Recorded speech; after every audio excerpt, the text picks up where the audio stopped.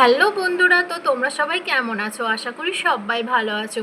আজকে আমি তোমাদের সাথে শেয়ার করব ভাদ্র মাসের পূর্ণিমা কবে। তো তোমাদের সাথে আমি আগে শেয়ার করেছি ভাদ্র মাসের ক্যালেন্ডার আর ভাদ্র মাসে একাদশী কবে। তো আজকে শেয়ার করবো ভাদ্র মাসের পূর্ণিমা কবে। তো চলো ভিডিওটি শুরু করা যাক। তো ভাদ্র মাসের পূর্ণিমা আমি বেণী মাধব শীলের পঞ্জিকা থেকে বলছি কবে কবে পড়ছে। তো ভাদ্র মাসের পূর্ণিমা পড়ছে দুদিন।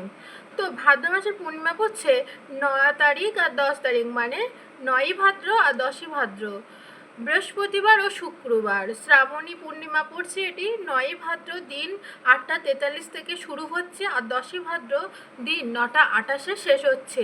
এবার আমি তোমাদের সাথে বলবো 9 আর 10 তারিখের ইংরাজি তারিখ কত।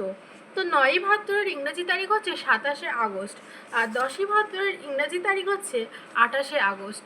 তো এই ছিল আজকের ভিডিও। যদি তোমাদের ভিডিওটি ভালো লাগে অবশ্যই লাইক করো, কমেন্ট করো আর চ্যানেলটিকে সাবস্ক্রাইব করতে অবশ্যই ভুলো না। ধন্যবাদ বন্ধুরা।